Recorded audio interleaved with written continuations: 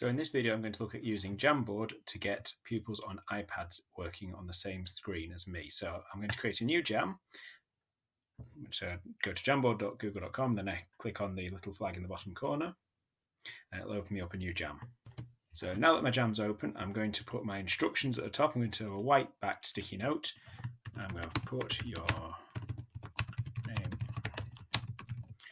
So that's my instructions. They're going to have a sticky note in the middle, and then they're going to put a sticky note with their name on their side. So I need to have two sides. I'm going to put images on each side.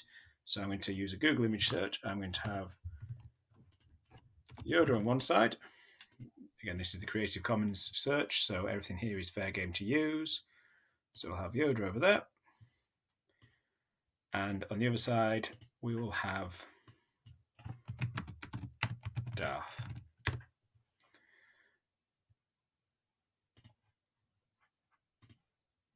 Nice non-menacing image. So the idea here is that they'll each take a sticky note and they'll put their name on the side that they belong to. So I might be on mine and I might go mistake. I've got a sticky note and I'll stick my sticky note over here. I might decide I want to make it yellow, just make it stand out. So the idea is I'm going to share this with my class and then they can just all put the sticky note with their name on where they belong.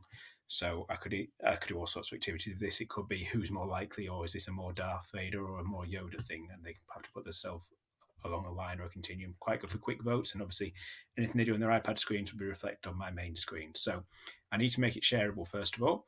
So at the moment it's private only to me. I need to go to link sharing, so that's the important one. I'm sharing it to iPads, not to the classroom. So I'm not directly sharing with them, so I want anyone to be able to access it. So restricted is no good, and Driffield Junior School is no good. I want to make it anyone with the link. So obviously they won't register as their names, so that's why it's important they put their name on a sticky note. Now, just viewing is no good. I want them to be able to edit it. Again, if I wanted to share things and have them working on things and having their own copy, I'd need Classroom. So I've got my link set up, so I can now copy that link and I can put that through a QR code reader.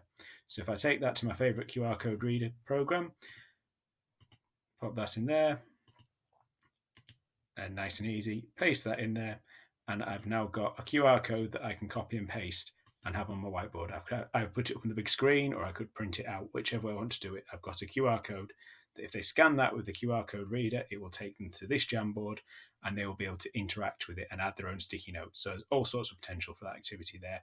I could say who you are, put your name. I could have them write the answers to questions. I could even just move the frames along.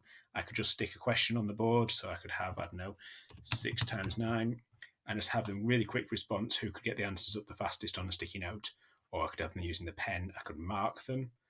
I could even use the whiteboard pointer as the laser to just highlight things that are right. I could play bingo. I could do anything. This is not good for saving work. It's just those quick selections or those quick interactiveness. It's to make the board interactive, and especially at the moment, it gets them working on the board without touching the board.